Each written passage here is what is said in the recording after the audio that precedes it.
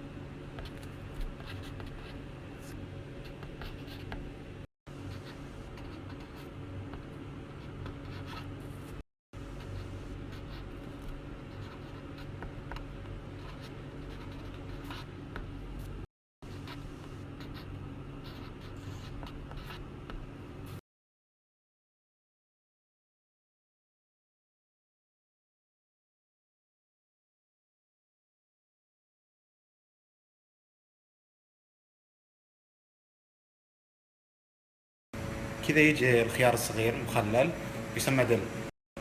وهذا الكيبر.